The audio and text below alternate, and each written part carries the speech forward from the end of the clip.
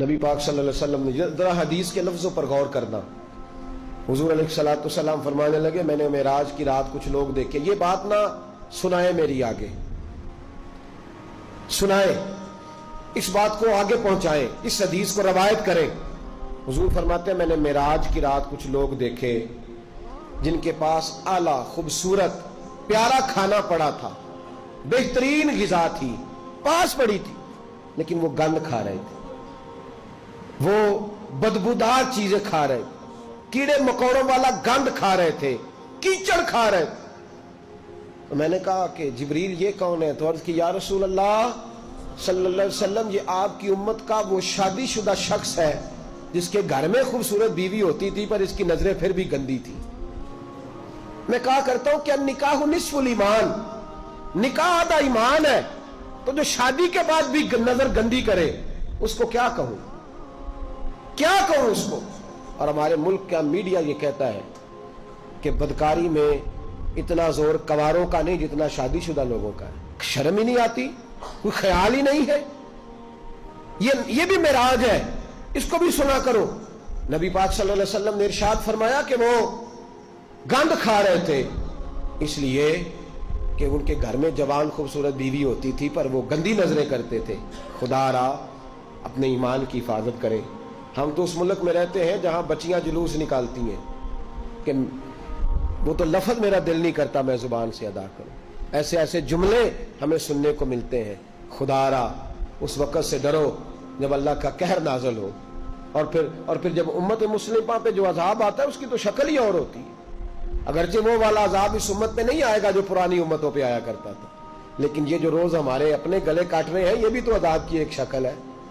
یہ جو ہر چیز ہونے کے باوجود بے چینی ہے تو عذاب کی ایک شکل ہے.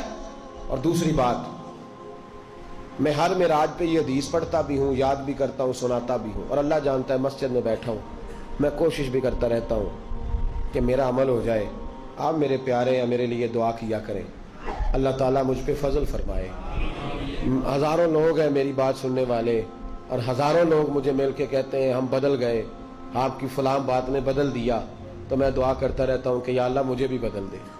میں یہ جو لوگ کہہ رہے ہیں مجھے اس کے قابل کر دے. میرے نبی پاک علیہ الصلوۃ والسلام نے فرمایا میں نے معراج کی رات کچھ لوگوں کو دیکھا، ان کی زبانیں کینچیوں سے کاٹی جا رہی تھیں، چیخ رہے تھے.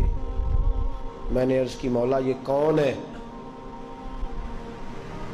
تو حضرت جبریل امین مجھے بتانے لگے، عرض کرنے لگے یا رسول اللہ صلی اللہ علیہ وسلم، اور رب کے نمائندے عرض کرنے لگے یا رسول اللہ یہ آپ کی امت کے وہ علماء ہیں، وہ خطیب ہیں، وہ واعظین ہیں، وہ لمبی تقریریں کرنے والے لوگ ہیں جو لوگوں کو درس تو دیتے تھے لیکن خود عمل نہیں کرتے تھے. اپنی ان کی تنہائیاں خطرناک تھیں، اپنی ان کی عبادتیں کمزور تھیں. آپ یہ اسی چکر میں رہتے تھے کہ میرا استقبال بڑا ہوتا ہے، اسی چکر میں رہتے تھے کہ فلانا میری بڑی تعریف کرتا ہے، اسی چکر میں رہے کہ کتنی پیاری فوٹو میری بورڈ پہ لگی ہوئی ہے، اسی کھاتے میں رہے. یہ دعا کریں یہ احساس نہ پیدا ہو کہ ہم کوئی شے ہے. اللہ تبارک و تعالی جہاں ہم ہیں ہمیں اس معیار پر اپنی بارگاہ کے قریب کر کے رکھے اور محفوظ رکھے.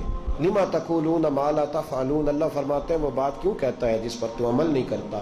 میرے بھائی ایک اور بات سن لیں اور میں اپنی بات کو سمیٹوں.